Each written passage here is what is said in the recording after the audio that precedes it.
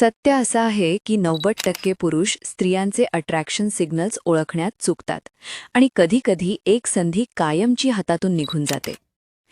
मित्रांनो, कधी असं झालं आहे का की एखादी स्त्री तुमच्या आजूबाजूला असते, तुमच्याशी बोलते, हसते, पण तुम्हाला नक्की कळतच नाही की ती तुम्हाला आवडते की नाही. मनात एक प्रश्न घोळत राहतो, पण उत्तर काही सापडत नाही. सत्य सांगायचं तर बहुतेक पुरुष हीच चूक करतात. त्यांच्यासमोर संकेत असतात, स्पष्ट आणि जिवंत, पण ते वाचूच शकत नाहीत. आणि अनेकदा असंही होतं की एक स्त्री मनात एखाद्या पुरुषाकडे ओढली जात असते. आत खोलवर एक तार छेडलेली असते, पण तो पुरुष तो संकेत समजतच नाही आणि क्षण निघून जातो, कायमचा. जर तुम्हीही कधी या गोंधळात राहिला असाल तर आजचा हा व्हिडिओ तुमच्यासाठी खास आहे. कारण आज मी तुम्हाला असे संकेत सांगणार आहे जे स्त्रिया तेव्हा देतात जेव्हा त्यांना मनातून एखाद्या पुरुषाशी जोडायचं असतं, शब्दांशिवाय पण अगदी खऱ्या भावनेने. नमस्ते, मी आहे प्रिया पाटील. तुम्ही बघत आहात doctor Priya Patil official YouTube channel, जिथे आपण नात्यांमधल्या आणि माणसाच्या भावनांमधल्या त्या गोष्टी समजून घेतो ज्या सहसा कुणाला समजत नाहीत. जर तुम्हाला नाती आणि आकर्षणाच्या अशाच खऱ्या आणि उपयुक्त गोष्टी मिळत राहाव्यात असं वाटत असे तर आत्ताच हा व्हिडिओ लाईक करा. कॉमेंटमध्ये येस लिहा की तुम्हाला असा कंटेंट अजून हवा आहे आणि चॅनलला सबस्क्राईब नक्की करा. कारण इथे आम्ही बोलतो त्या सत्यांबद्दल जे तुमची विचार करण्याची दिशा बदलू शकतात. आता एक अत्यंत महत्त्वाची गोष्ट समजून घ्या. स्त्रिया बहुधा आपल्या भावना थेट शब्दात सांगत नाहीत, त्या इशाऱ्यांमध्ये बोलतात. त्यांचे संकेत खूप हलकी असतात, खूप सूक्ष्म असतात, जणू एखाद्या मंद वाऱ्यासारखे, ज्याला जाणवण्यासाठी मन शांत असावं लागतं. आणि जे पुरुष नीट पाहणं जाणत नाहीत ते हे संकेत चुकवतात. पण जर तुम्ही हे संकेत ओळखायला शिकलात तर नाती समजणं खूप सोपं होऊन जातं. पहिला संकेत तेव्हा दिसतो जेव्हा एखादी स्त्री तुमची उपस्थिती जाणवू लागते. तुम्ही लक्षात घेतलं असेल की अनेकदा एखादी स्त्री वारंवार आपले केस नीट करत असते.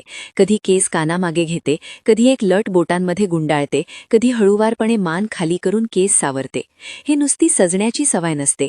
कित्येकदा हे तिच्या नकळत मनाचं संकेत असतं की तिला तुमची नजर जाणवत आहे. तिचं अस्तित्व नकळत स्वतःला तुमच्यासमोर सादर करायला लागतं.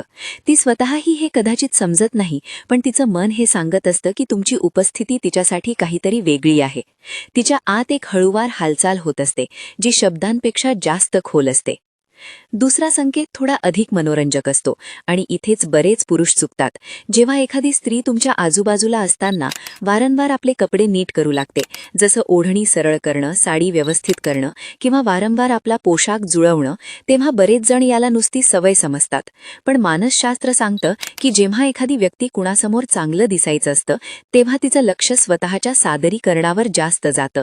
ती आतून थोडीशी सावध होते, थोडीशी जागरूक होते आणि हे सारं नकळत घडत असतं.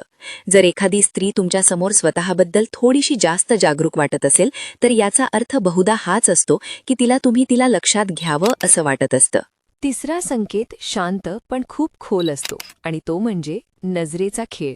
जेव्हा एखादी स्त्री तुमच्याशी बोलताना फक्त तुमच्या डोळ्यातच नाही तर कधी तुमच्या चेहऱ्याकडे, ओठांकडे किंवा हातांकडेही बघते, तर हे केवळ कुतूहल नसतं.